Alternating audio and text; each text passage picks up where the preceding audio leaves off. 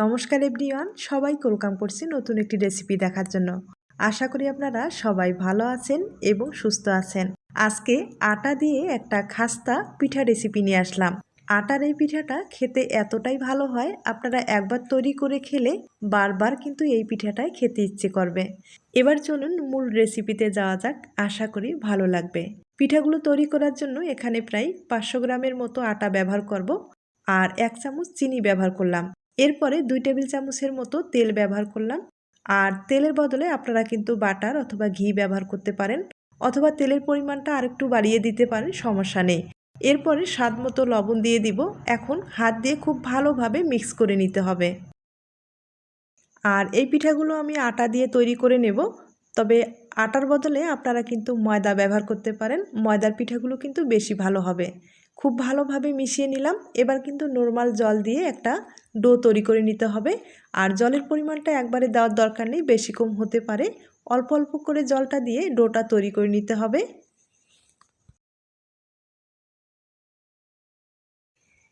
ডোটাকে আমি একটু সময় নিয়ে ভালোভাবে মুথে নিলাম আর খুব ভালোভাবে কিন্তু তৈরি করে নিলাম, দেখতে পারলেন। তবে এখন ডোটাকে একটু রেস্টে রেখে দিতে হবে প্রায় 10 মিনিটের মতো।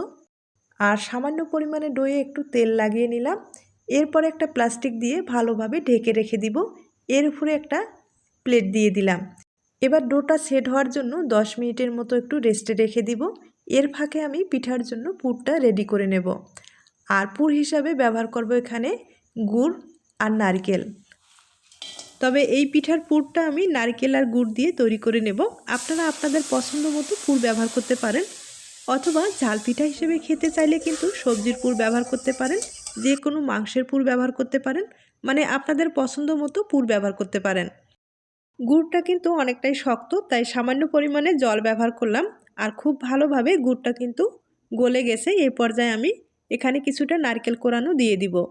আর নারকেল কোরানোটা দেওয়ার পরে খুব ভালোভাবে নেড়ে চেড়ে এই পুরটা আমি শুকনো করে তৈরি করে নেব। আর এ পর্যায়ে চুলার আঁচটা কম থাকবে, নাহলে ভিতরে লেগে গেলে পুরটা খেতে ভালো লাগবে না। আমি এভাবে নেড়ে চেড়ে পুরটা একবারে শুকনো করে তৈরি করে নেব। পুরটা কিন্তু প্রায় তৈরি করা হয়ে গেছে, দেখতেই পাচ্ছেন একবারে শুকনো হয়েছে। এখন পুরোপুরি ঠান্ডা করে নিতে হবে। এদিকে ডোটাও খুব ভালোভাবে সেট হয়ে গেছে। এখন আমি এই ডোটাকে একটু লম্বালম্বি করে তৈরি করে নেব। আর আটা ময়দার যে ডোগুলো, সেগুলো কিন্তু সেট হওয়ার জন্য একটু সময় দিতে হয়, তাহলে এই ডোটা দিয়ে যে কোনো নাস্তা অথবা পিঠা তৈরি করতে সুবিধা হয়। ডোটাকে আমি লম্বা করে তৈরি করে নিলাম। এবার পিস পিস করে কেটে নিব।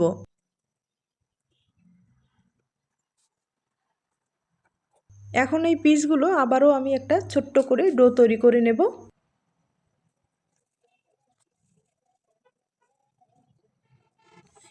আমি সবগুলো গোল করে নিলাম। আর এগুলো কিন্তু এখন ঢেকে রাখতে হবে। মোট এখানে আমার 8টা হয়েছে। একটা রেখে বাকিগুলো আমি ঢেকে রাখবো। আর একটা একটা করে এখন রুটি বেলে নিতে হবে।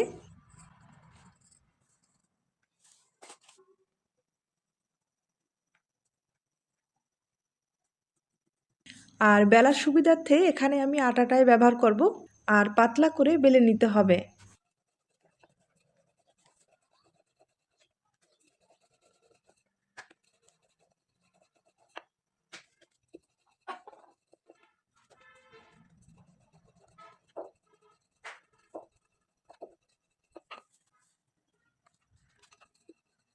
রুটিটা আমি ভালোভাবে বেলে নিলাম। এখন যেটা করতে হবে, এখানে আমি প্রায় 2 চামচ তেল ব্যবহার করব। আর সামান্য পরিমাণে আটা ব্যবহার করলাম। একটা পেস্ট তৈরি করে নিতে হবে। তবে আপনারা চাইলে এখানে বাটার অথবা ঘি ব্যবহার করতে পারেন। পেস্টটা আমি তৈরি করে নিলাম। এবার হাত দিয়ে রুটিটার উপরে এভাবে লাগিয়ে দিতে হবে। আর মোট এখানে আমার 8টা রুটি হয়েছে। এই 8টা রুটির উপরেই কিন্তু এভাবে পেস্টটা লাগিয়ে দিতে হবে। তবে আপনারা চাইলে আরও বেশি রুটি ব্যবহার করতে পারেন, অথবা কম রুটি ব্যবহার করতে পারেন, কোনো সমস্যা নেই। আর এভাবে রুটিগুলো ধাপে ধাপে কিন্তু দিয়ে দিতে হবে।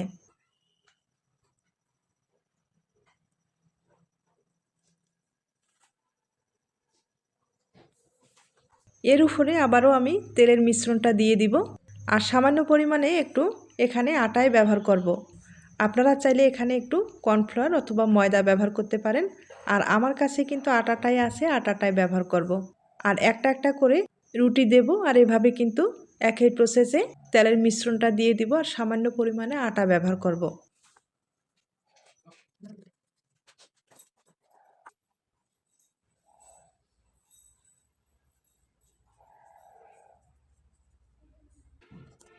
আমি একইভাবে সবগুলো রুটি দিয়ে দিলাম। এখন যেটা করতে হবে, আমি হাত দিয়ে এভাবে চেপে চেপে রুটিগুলোকে একটু বড় করে নেব। আর বেলে নেওয়ার আগে এভাবে চাপ দিয়ে বড় করলে রুটিগুলো বেলে নেওয়ার একটা সুবিধা হবে এবং পরবর্তী কোনো রকম সমস্যা হবে না, খুব ইজিভাবে বেলে নেওয়া যাবে। এবার আমি এই রুটিগুলো একবারে বড় করে বেলে নিব। যত পাতলা করে বেলে নিতে পারেন নাস্তা এবং পিঠাগুলো ততটাই ভালো হবে, খাস্তা হবে এবং মুসমুসে হবে। রুটিটা আমি অনেক বড় করে বেলে নিলাম আর এখনও অনেকটাই বেলে নেওয়ার বাকি আছে।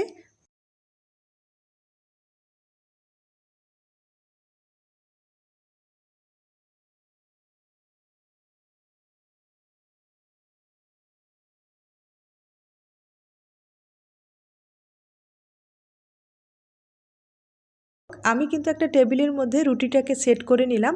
এখন আবারও কিছুটা বেলে নিলাম। বেলে নেওয়ার পরে এখন কিন্তু সাইডগুলো কেটে নিতে হবে। তবে এই রুটিটা যতটুকু সম্ভব পাতলা করে বেলে নিতে হবে। আর আমি কিন্তু একবারে পাতলা করেই বেলে নিলাম। এখন আপনারা চাইলে এই রুটিটা দিয়ে পিঠা অথবা আপনাদের পছন্দ মতো নাস্তা তৈরি করে নিতে পারেন। আর এই সাইডের অংশগুলো কিন্তু এখন লাগবে না, এগুলো অন্য কাজে ব্যবহার করা যাবে।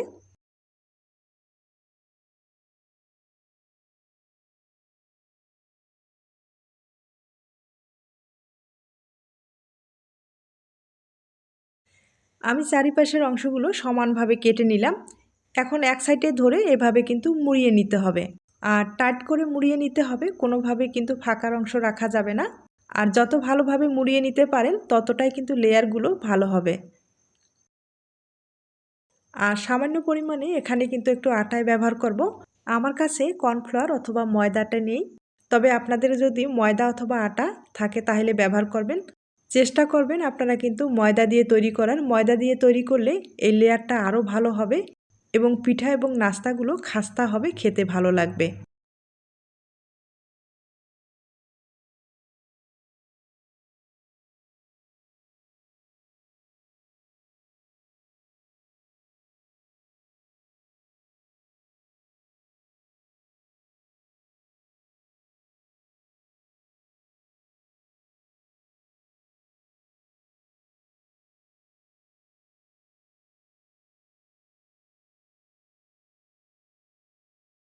আমি খুব সুন্দরভাবে লেয়ারটা তৈরি করে নিলাম, হয়তোবা দেখে বুঝতে পেরেছেন। এখন একটা ছুরি দিয়ে পিস পিস করে কেটে নেব, তবে অবশ্যই ছুরিটা কিন্তু ধারালো থাকতে হবে। আর ছুরি দিয়ে সমস্যা হলে আপনারা কিন্তু সুতাটা ব্যবহার করতে পারেন, তাহলে সুতা দিয়ে খুব ইজিভাবে কিন্তু কেটে নিতে পারেন। আর দেখতেই পাচ্ছেন কতগুলো লেয়ার হয়েছে। আমি একইভাবে সবগুলো কেটে আপনাদের দেখিয়ে দিচ্ছি।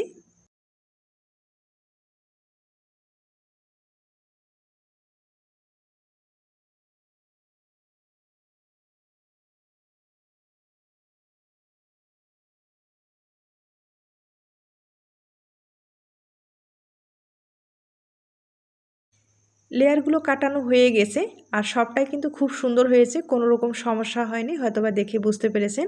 এখন এই লেয়ারগুলো একটা প্লেটে রেখে কিন্তু প্লাস্টিক দিয়ে ঢেকে রাখতে হবে। আর যখন আপনারা পিঠাগুলো তৈরি করে নেবেন বা নাস্তা তৈরি করে নেবেন, একটা করে বের করে আপনাদের পছন্দ মতো নাস্তা অথবা পিঠা তৈরি করে নিতে পারেন। আর এখন আপনাদের দুইটা পিঠা আমি তৈরি করে দেখিয়ে দিচ্ছি। আমি কেটে রাখা একটা লেয়ার নিয়ে নিলাম আর এখানে সামান্য পরিমাণে আটা ব্যবহার করলাম। এবার হাতে চাপ দিয়ে একটু চওড়া করে নিতে হবে, এরপরে বেলে নিতে হবে। তবে বেশি চাপ দিয়ে বেলার দরকার নেই, হালকা করে চাপ দিয়ে বেলে নিতে হবে। আমি বেলে নিলাম। এবার কিন্তু মাঝখানে পুর ব্যবহার করতে হবে। আমি নারকেলের পুরটা মাঝখানে দিয়ে দিব।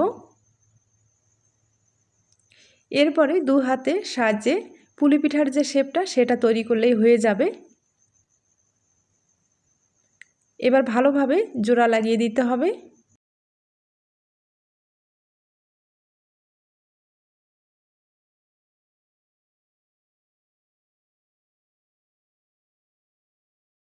দেখতেই পারলেন পিঠাটা কতটা সুন্দর হয়েছে। এখন পিঠাটা আরেকটু ভালো দেখার জন্য সাইডের যে অংশগুলো আছে সেগুলো কিন্তু আমি একটু ডিজাইন তৈরি করে নেব। একবারে সহজ, আপনারা যে কেউ খুব সহজভাবে পিঠাটা তৈরি করে নিতে পারবেন।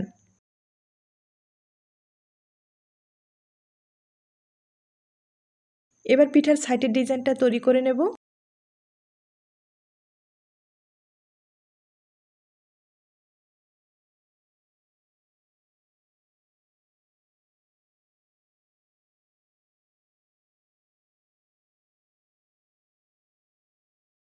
দেখতেই পারলেন কত সহজভাবে পিঠাটা তৈরি করা যায়, আর দেখতেও কিন্তু ভীষণ ভালো হয়। আপনারা হয়তোবা দেখে বুঝতে পেরেছেন। আর এই পিঠাগুলো তো সব সময় খাওয়া হয় না, যে কোনো স্পেশাল দিনে অথবা আপনাদের নতুন কোনো অতিথির জন্য স্পেশাল কিন্তু এই পিঠাটা রাখতে পারেন, খেতে খুব ভালো লাগবে। আর এখানে আমি নারকেলের পুরটা ব্যবহার করলাম। তবে আপনারা ঝাল পিঠা হিসেবে খেতে চাইলে যে কোনো মাংসের পুর, সবজির পুর, আপনাদের পছন্দ মতো পুর ব্যবহার করে কিন্তু এই পিঠাটা স্পেশালভাবে তৈরি করতে পারেন।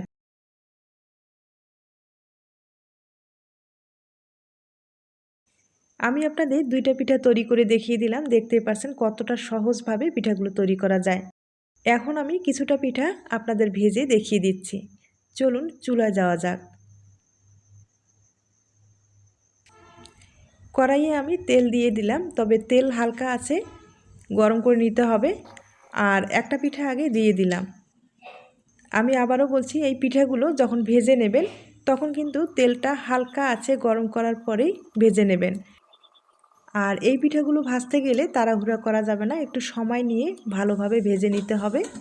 আর হালকা আছে যদি ভেজে নেন সেক্ষেত্রে লেয়ারগুলো কিন্তু সম্পূর্ণ ফুটে উঠবে, দেখতে খুব ভালো লাগবে।